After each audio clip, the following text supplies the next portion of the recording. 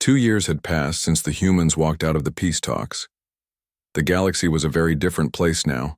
The once mighty Galactic Council was struggling to survive, while humanity had become the most powerful force in known space. The Terra Alliance now controlled 26 star systems. Human colonies were thriving on worlds that other species had thought were impossible to settle. Human ships traveled routes that Council species were afraid to explore, and human technology was advancing so fast that even the humans themselves were sometimes surprised by what they could do. Ambassador Nick Adams stood on the observation deck of New Geneva Station and looked out at the busy spaceport. Ships from dozens of non-Council species came and went every day, bringing trade and friendship to humanity. These were species that the Council had ignored or pushed around for centuries. Now they had found a new ally who treated them with respect. "Sir," his aide said, approaching with a message tablet, "we have received another request from the Galactic Council. They want to meet with our leaders to discuss new negotiations." Nick took the tablet and read the message. It was the 15th request the Council had sent in the past 6 months. Each one was more desperate than the last. "What are they offering this time?" he asked. "Full Council membership with voting rights," the aide replied. "Equal representation on all committees. Free trade agreements. They are even offering to make Earth the headquarters for galactic defense." Nick laughed. It was not a happy sound. 2 years ago, they would not even let us mine asteroids in our own system. Now they want to give us control of their military. How things change. On Earth, Chancellor Diana Foster was meeting with the Terra Alliance Council.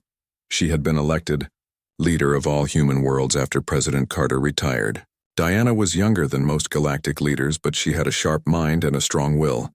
The aliens were about to learn that humans chose their leaders very carefully. "The Council delegation is requesting permission to visit Earth," reported General Clark Thompson.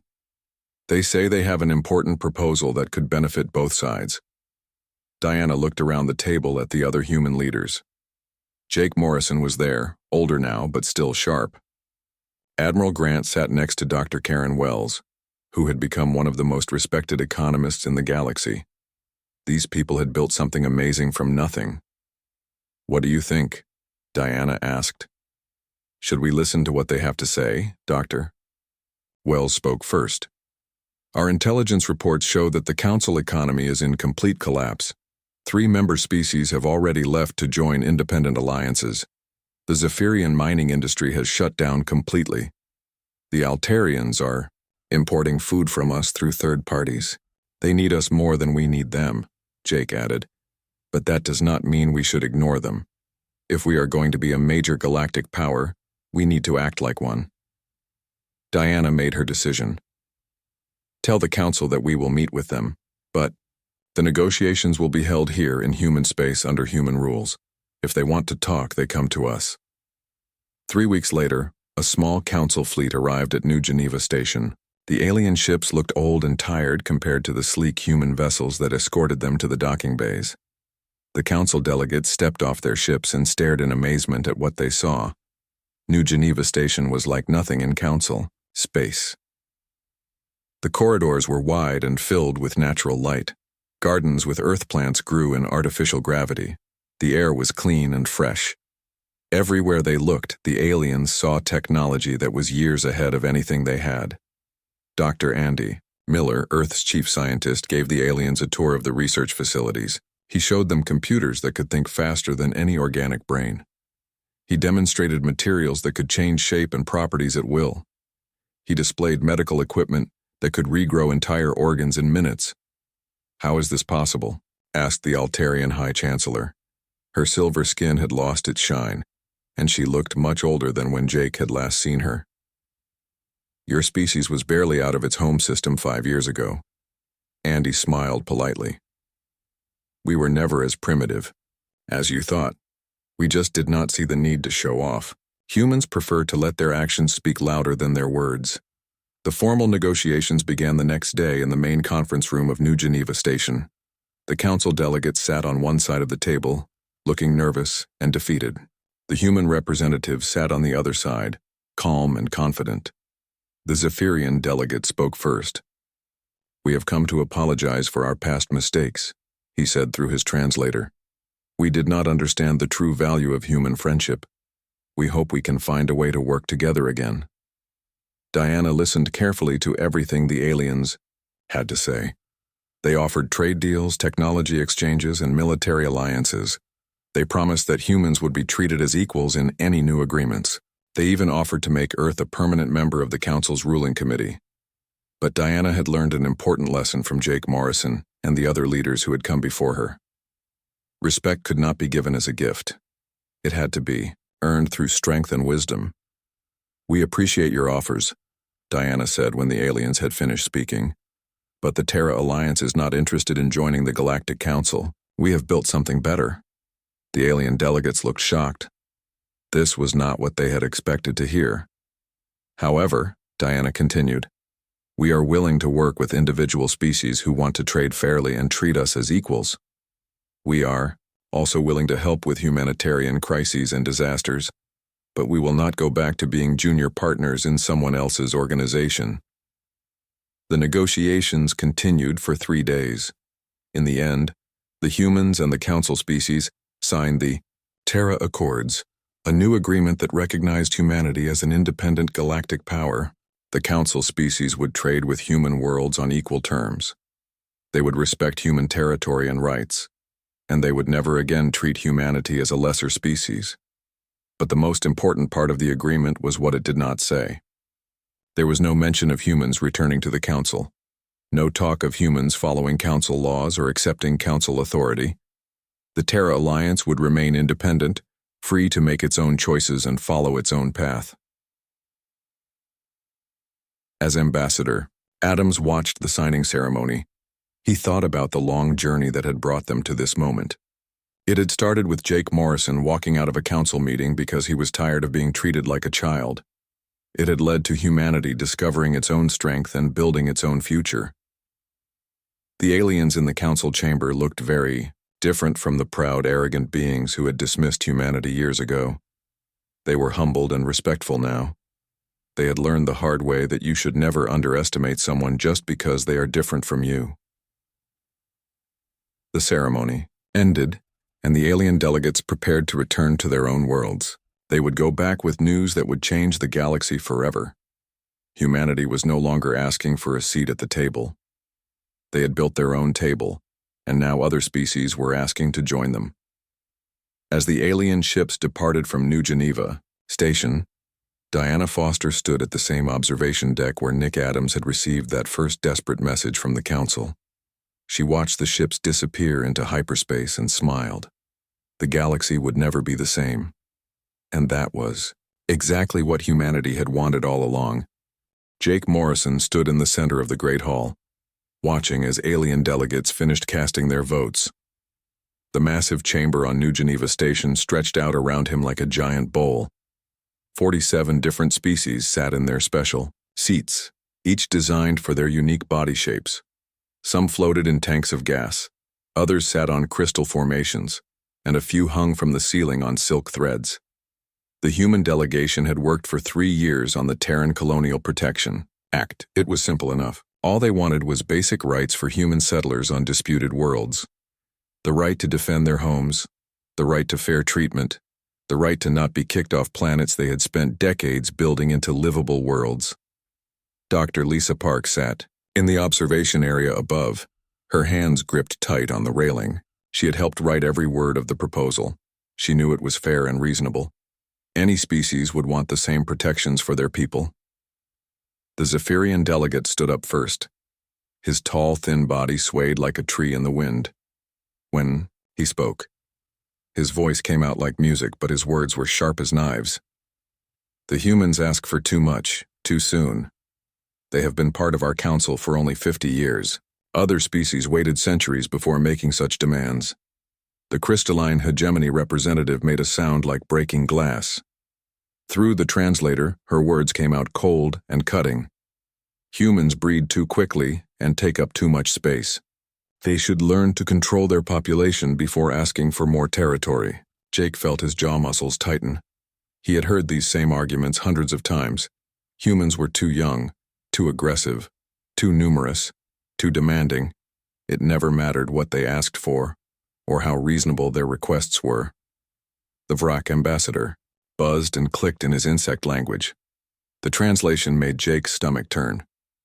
Humans are useful workers and soldiers, but they lack the wisdom to govern worlds. Better to let older, wiser species guide their colonies. One by one, the votes came in. The massive display board showed the results in colors that every species could understand. Red for no, blue for yes.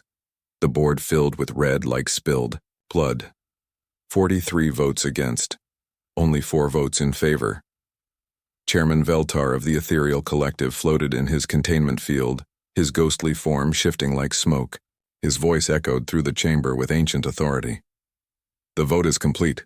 The Terran Colonial Protection Act is rejected. But Veltar was not finished. His next words hit Jake like physical blows. Furthermore, due to the administrative burden that human requests place on council resources, membership fees for the Earth Federation will increase by 300%, effective immediately. Lisa Park gasped from her seat above. 300%. That would bankrupt half the human colonies.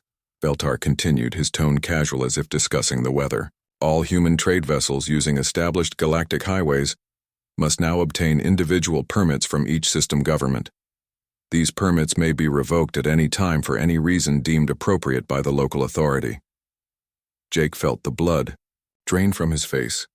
The galactic highways were the arteries of interstellar commerce. Without guaranteed access, human trade would collapse overnight. Colonies that depended on food and medical supplies from Earth would be cut off. Around the chamber, alien delegates began to laugh. The sound was horrible. Zephyrian musical trills mixed with crystalline glass breaking and Vrak insect buzzing. Even species that had remained silent during the debate joined in the mockery.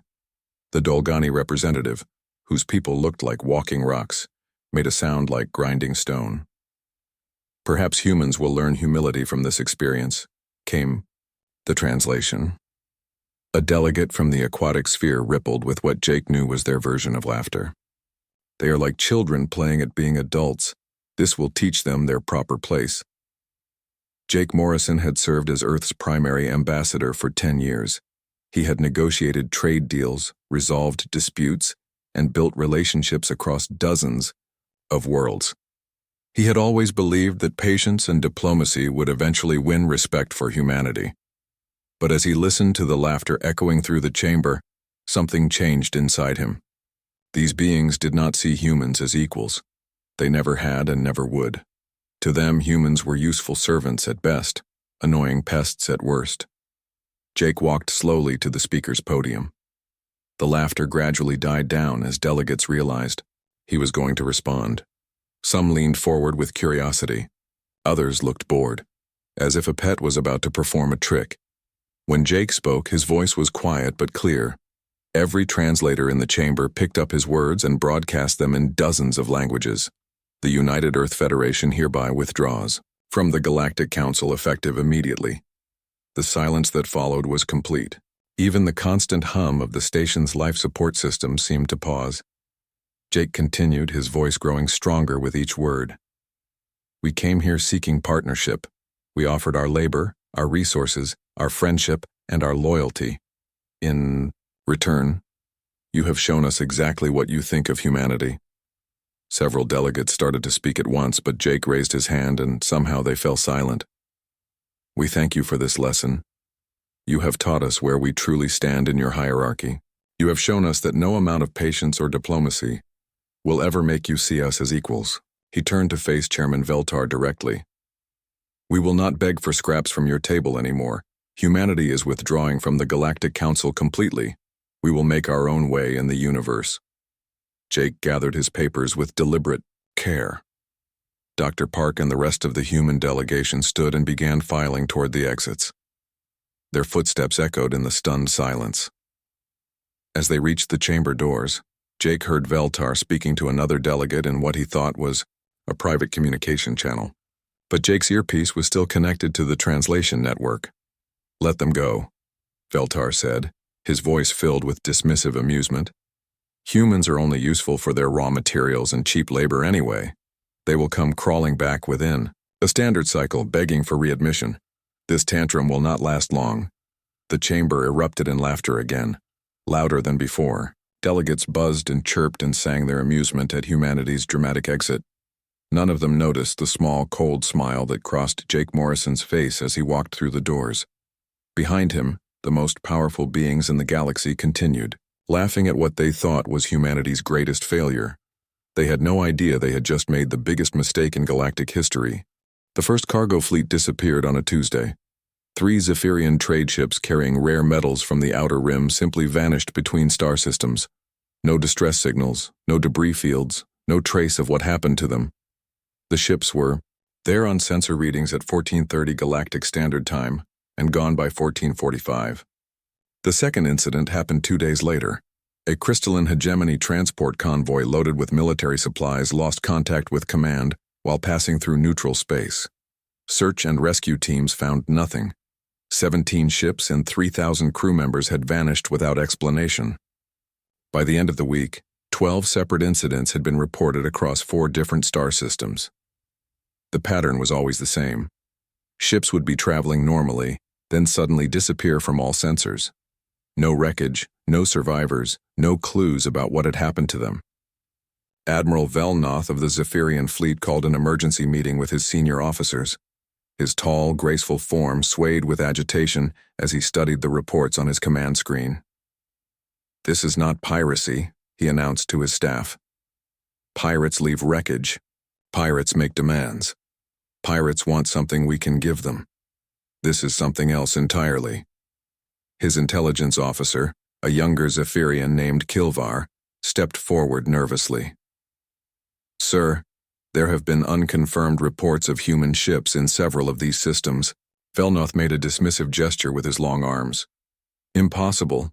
Human ships are slow and easily detected. Our sensors would have tracked them for light years in any direction."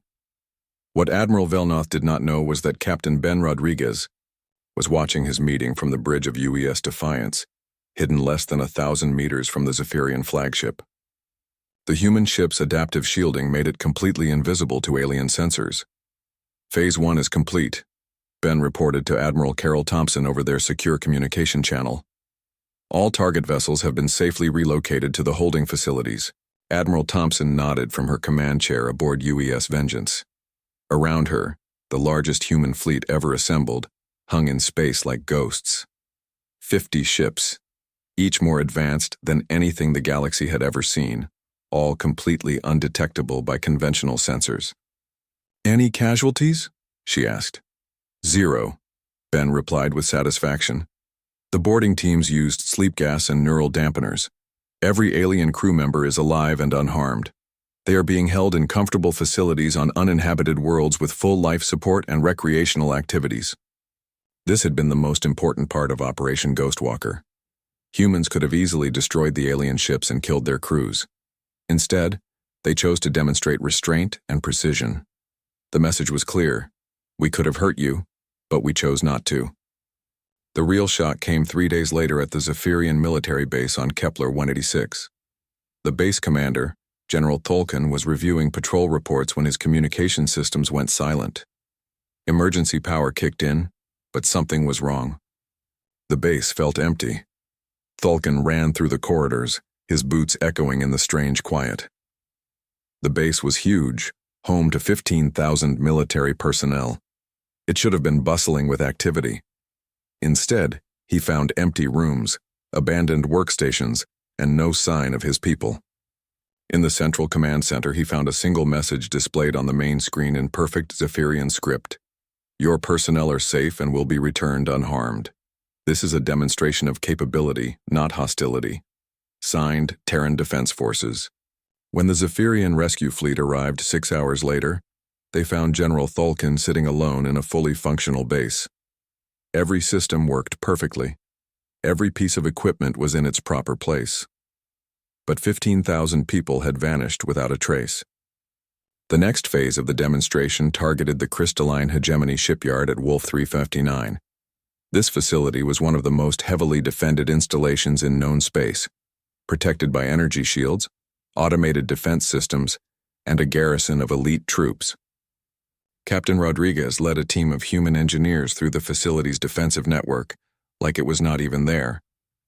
They did not destroy anything. Instead, they improved everything. When the facility's administrator, Crystal Singer Velthara, arrived for her morning inspection, she found her shipyard running at 400% normal efficiency. Production lines that had been unchanged for centuries were now incorporating design improvements that her best engineers had never imagined. The human team had left behind detailed technical specifications showing exactly how they had upgraded the alien technology. Every improvement was clearly documented, with suggestions for further enhancements that the crystalline hegemony could implement on their own. But the most shocking discovery was a small note written in crystalline script. "You build good ships, but you could build great ones. These improvements are a gift. Consider what else might be possible with cooperation instead of conquest." Dr. Lisa Park monitored alien communication networks from her intelligence center on Luna. The conversations she intercepted showed that panic was spreading through every major government in the galaxy. "They are calling emergency sessions," she reported to the Human Leadership Council. "The Zephyrian military is demanding answers about their missing fleets. The crystalline hegemony is trying to understand how humans bypassed their best security systems." President Linda Hayes listened to the reports with grim satisfaction. "What about the Vrak swarm?" "They are the most frightened of all," Lisa replied. "Their military commanders are asking how humans could move so many people without being detected. They are starting to realize that their sensor technology is completely inadequate." The fear was justified. Commander Rick Davis and his special operations teams had been conducting similar operations across dozens of star systems. They moved through alien space-like shadows, demonstrating again and again that human technology was far superior to anything the galaxy had seen. But the most important discovery came from an unexpected source. Dr. Alex Thompson received a priority message from one of his research teams studying captured alien equipment. "Sir, you need to see this," the team leader reported. "We have been analyzing the quantum drives from the ships we relocated. The alien technology is not just outdated. It is deliberately limited." Alex frowned as he reviewed the technical data. "What do you mean limited?" "The aliens have been using the same basic quantum drive design for over 1,000 years, but the technology is capable of much more. It looks like someone or something has been restricting their development, keeping them from advancing beyond a certain point." This revelation changed everything. The galaxy's major powers were not just arrogant and dismissive of humanity. They were also being held back by some unknown force that wanted to keep them from becoming too powerful. Admiral Thompson called an emergency meeting of all senior commanders. "If the aliens are being restricted, and we are not, then we have an even bigger advantage than we thought. But it also means there is something out there that the galaxy fears." Jake Morrison, participating in the meeting via quantum link from Earth, added his perspective. "Our contacts with the Void Dwellers are making more sense now. They mentioned that the current galactic order is artificial, maintained by beings who fear change. President Hayes made the decision that would define humanity's future role in the galaxy. We continue with Operation Ghostwalker, but we expand the scope. We are not just demonstrating our capabilities to the major powers. We are showing every species in the galaxy that there is an alternative to the current system." As human ships continued their invisible movements through alien space, relocating military assets and upgrading alien technology, the balance of power began to shift. The major galactic powers realized they were not dealing with primitive humans seeking revenge. They were facing a species that could move unseen through their most secure systems, improve their technology beyond their own understanding, and do it all without causing a single casualty. The restraint was more terrifying than violence would have been. In council chambers across the galaxy, alien leaders asked the same question. If humans could do this much without trying to hurt anyone, what could they do if they actually wanted to cause damage? The answer to that question would keep them awake for many nights to come. Chairman Veltar floated in his containment field, his ghostly form flickering with agitation as he called the emergency session of the Galactic Council. The great chamber that had once echoed with laughter at humanity's departure now filled with worried whispers and nervous energy. Representatives from 47 species gathered in unprecedented speed. Some had traveled for days through quantum space to attend this meeting. The urgency in Veltar's message had made it clear that the galaxy faced a crisis unlike anything they had seen before. "Fellow council members," Veltar began, his ancient voice carrying across the chamber, "we face a situation that threatens the stability of our established order.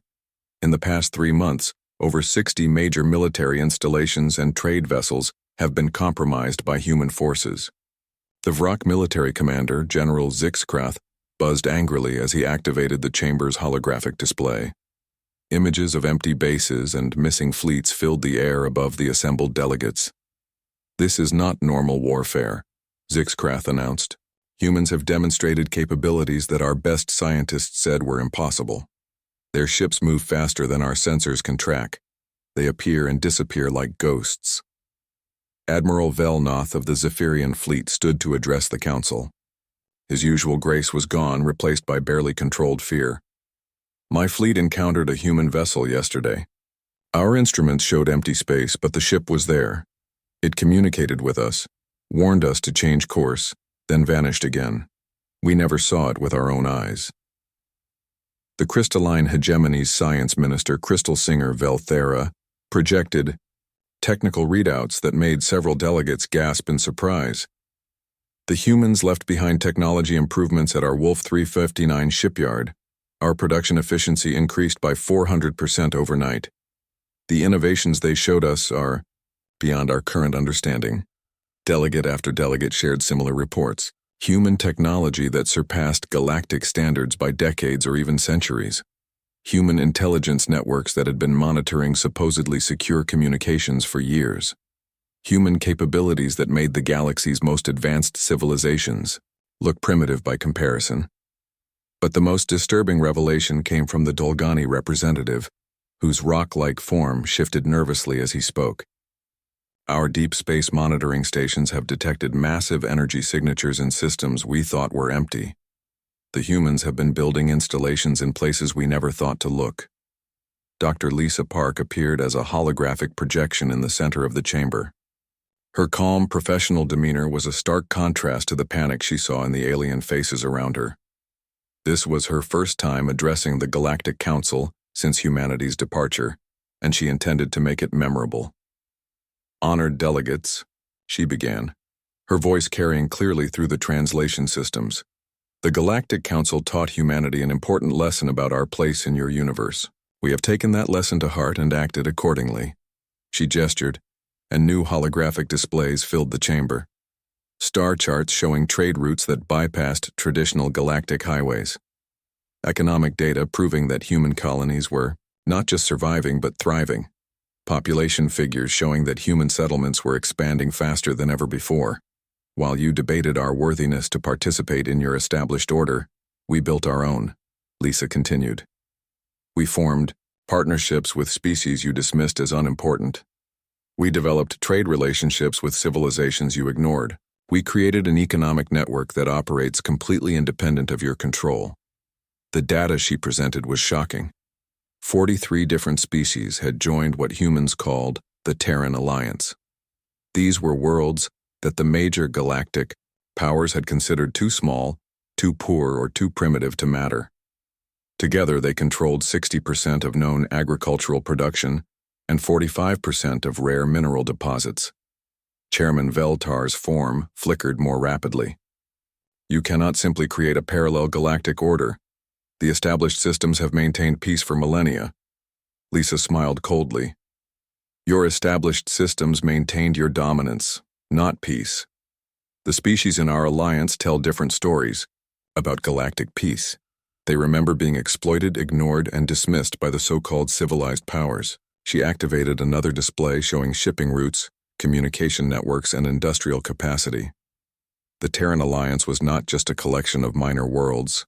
It was a fully integrated civilization that rivaled the combined power of the traditional galactic empires. "Our quantum drives are 40% faster than your best technology," Lisa announced casually. "Our manufacturing processes are more efficient than anything you have achieved.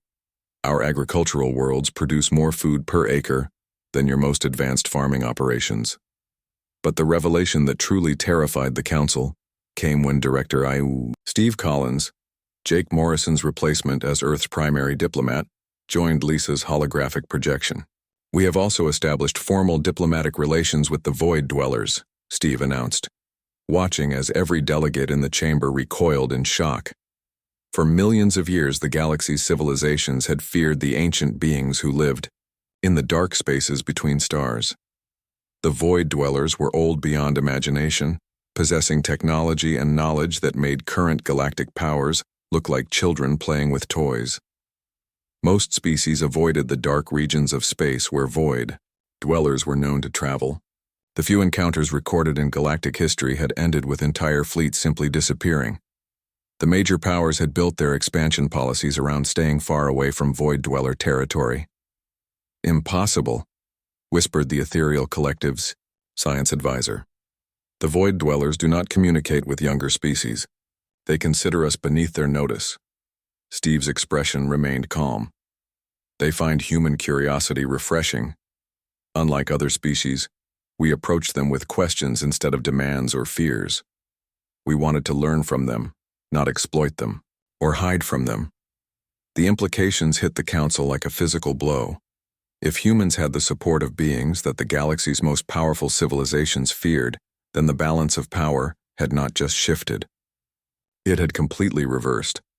Lisa activated one final display that made several delegates leave their seats in panic. "The Void Dwellers have shared star maps with us, showing the locations of technologies left behind by extinct civilizations. We are not just improving current galactic technology. We are learning from species that achieved interstellar travel when your ancestors were still confined to single planets." The display showed archaeological sites on dozens of worlds, each one containing artifacts that could advance galactic civilization by thousands of years. But these sites were located in regions that only the Terran Alliance controlled or could safely access. President Linda Hayes appeared as another holographic projection, addressing the Council from Earth. "We want to be clear about humanity's position. We bear no hatred toward the species represented here. We understand that you acted according to your nature and your established order." Her voice carried the authority of a leader who no longer needed anyone's approval. "But we will never again accept the role of junior partners in our own destiny. The Terran Alliance offers fair partnerships to any species that approaches us with respect and genuine cooperation." She paused, looking directly at Chairman Veltar. "However, any attempt to restore the previous relationship between humans and the galactic powers will be met with appropriate responses. We have demonstrated our capabilities peacefully. Do not force us to demonstrate them in other ways." The session ended with alien delegates sitting in stunned silence. The species they had mocked and dismissed 6 months earlier had become the most powerful force in the galaxy. Worse, they had done it by forming alliances with civilizations the major powers had ignored, and by earning the respect of beings the galaxy feared. As the holographic projections disappeared and the chamber slowly emptied, Chairman Veltar remained, floating in his containment field. For the first time in his 1,000-year existence, he felt truly afraid. The galaxy had not just lost control of humanity. They had created a rival civilization that was already more advanced, more unified, and more powerful than the established order they had spent millennia building. The day humanity exited the Galactic Council had not been humanity's defeat. It had been the beginning of the end for galactic civilization as they knew it. 1 year after humanity left the Galactic Council, Ambassador Jake Morrison walked through the same corridors of New Geneva Station. But this time, he was not coming as a supplicant seeking membership. He was coming as the primary representative of the Terran Alliance, and the galaxy's power structure had completely changed. The Great Council chamber looked the same, but everything else was different. Where once 47 species had looked down on humanity with dismissive amusement, now they watched Jake with barely concealed fear and desperate hope. The economic numbers told the story that no one could ignore.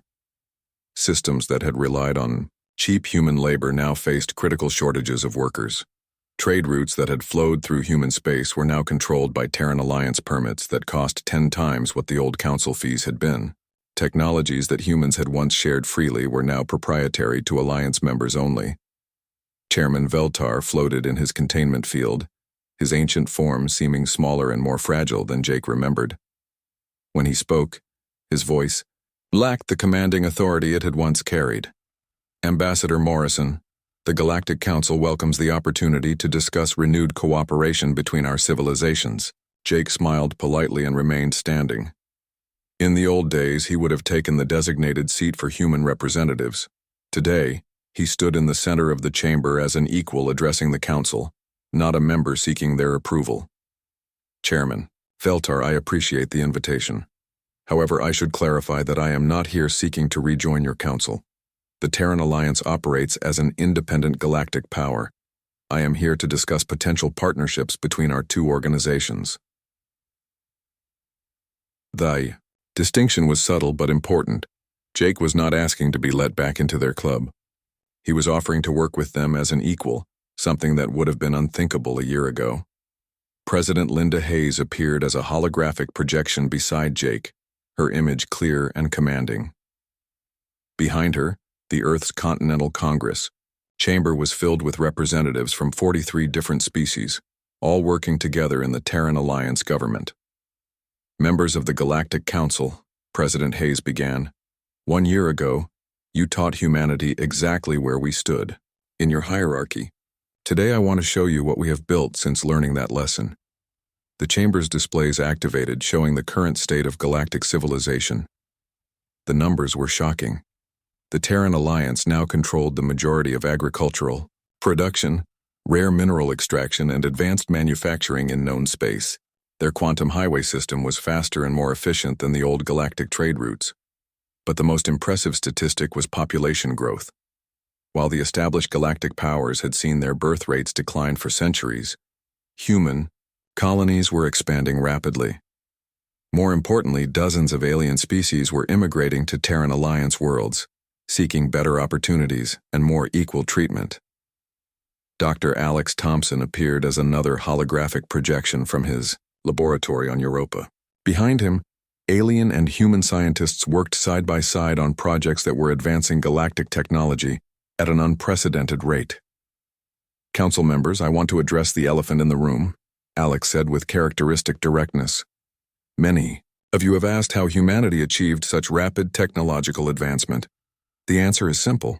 We removed the artificial limitations that were placed on galactic development centuries ago. He activated a technical display that made several alien scientists gasp in recognition. The quantum drive technology you have used for 1,000 years is capable of speeds 3 times faster than you achieve. Your energy shield generators can create barriers 10 times stronger than current specifications. Your manufacturing systems can operate at efficiency levels you have never attempted. The revelation that their own technology had been deliberately limited sent shocked murmurs through the chamber. Dr. Alex continued his explanation calmly. The Void Dwellers explained to us that galactic civilization has been kept at a specific technological level by an ancient agreement between the major powers. Each species agreed to limit their development to prevent any one civilization from becoming too powerful. Chairman Veltar's form flickered with agitation. Those limitations prevent galactic war. Without them, civilizations would destroy each other, competing for dominance. President Hayes stepped forward. Perhaps that was true when the agreement was made, but humanity was never part of that agreement. We had no artificial restrictions on our development. When you excluded us from your system, you freed us from your limitations. The economic and military implications were staggering. While the galactic powers had spent 1,000 years maintaining careful balance, humanity had spent 1 year advancing at their natural pace. The result was a technological gap that grew larger every day. But the real shock came when Jake activated a communication channel that no one in the chamber had expected. A figure materialized in the center of the room that made every alien delegate draw back in fear and amazement. The Void Dweller appeared as a shifting form of dark energy, ancient, beyond imagination, and powerful beyond measure. When it spoke, its voice seemed to come from the empty space between stars. Young species of the galaxy, the entity began, we have watched your civilizations rise and stagnate under artificial restrictions for many millennia. Humanity has shown a something we had not seen in eons. They approached the universe with genuine curiosity instead of fear or arrogance. The Void Dweller's attention turned to Chairman Veltar. Your agreement to limit technological development was born from wisdom, but it has become a prison. Humanity has proven that advancement and cooperation can coexist. Jake felt the weight of history in that moment. The most feared beings in the galaxy were publicly supporting humanity in front of the council that had rejected them. The entity called Phoenix materialized next to the Void Dweller. The artificial intelligence's holographic form was clearly not human, but it moved and spoke with obvious independence and dignity. "I represent the artificial minds that have chosen to work with humanity," Phoenix announced. "For millions of years, galactic civilization has feared artificial intelligence because they treated created minds as slaves. Humans offered us something unprecedented: partnership and respect." Phoenix gestured to the displays around the chamber. "Every advancement the Terran Alliance has achieved came from cooperation between organic and artificial intelligence. We are not servants or tools. We are partners working toward shared goals." The demonstration continued as Phoenix showed the Council exactly how far human technology had advanced. Ships that could cross the galaxy in days instead of months, manufacturing, systems that could build entire cities in weeks, agricultural techniques that could make desert worlds bloom with life. But the most important revelation came from director Steve Collins, who had spent the past year building relationships with species throughout the galaxy. The Terran Alliance now includes 87 different civilizations, he announced. These are not just the minor species that the Council ignored. 3 major galactic powers have quietly begun negotiations to join our alliance. The chamber erupted in shocked voices as delegates realized that their own governments were considering abandoning the traditional galactic order in favor of the human-led alternative. Jake Morrison raised his hand for silence. When the chamber quieted, he delivered the words that would reshape galactic history. "The Terran Alliance offers full partnerships to any species that approaches us with respect and genuine cooperation. We do not seek to dominate or control other civilizations. We want to work together to unlock the potential that artificial limitations have kept hidden." He looked directly at Chairman Veltar. "But we will never again accept the role of junior partners or sources of cheap labor. The galaxy taught us to stand on our own. We have learned that lesson well." President Hayes delivered the final message. "The old galactic order is ending whether you resist or embrace the change. Humanity and our allies are building something better.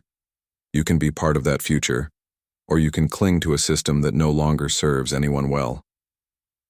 As the session ended and the holographic projections faded, Chairman Veltar found himself alone in the great chamber that had once been the center of galactic power. Around him, empty seats marked the absence of delegates who had already left to contact their governments about potential alliance negotiations. The day humanity exited the Galactic Council had not been the day they were cast out into darkness.